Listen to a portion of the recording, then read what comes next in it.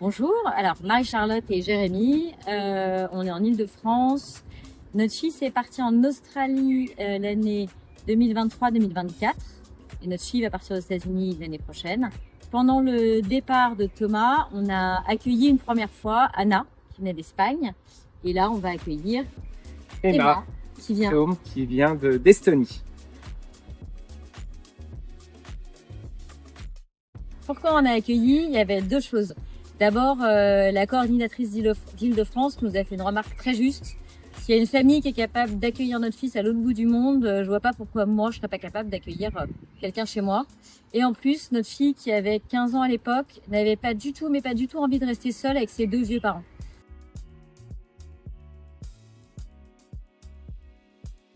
Positif de l'accueil. En fait, nous, il y a quelque chose, ça nous a permis de nous mettre à la place de la famille d'accueil de Thomas en Australie.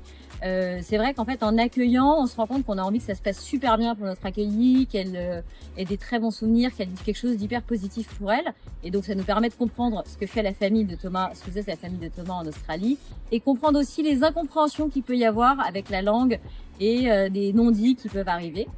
Et ensuite, dans les points positifs, c'est vraiment la relation qui s'est créée avec notre accueillie, avec Anna, et voir justement cette relation évoluer, cette complicité évoluer avec notre fille, ce qui n'était pas donné au début, parce qu'elles étaient assez différentes. Et c'est vrai qu'elles sont devenues comme deux cousines. Vraiment, c'est pas des amis, c'est de la famille.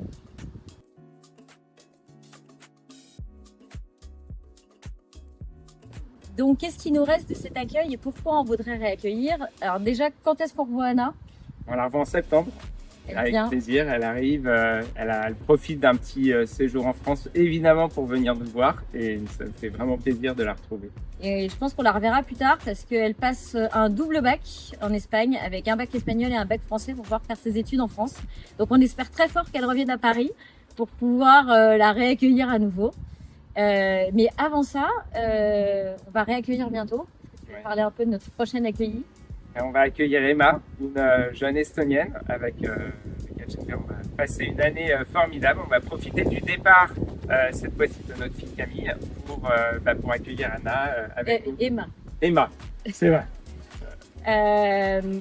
Vraiment, ce qui nous a plu dans l'accueil, c'est ce partage en fait.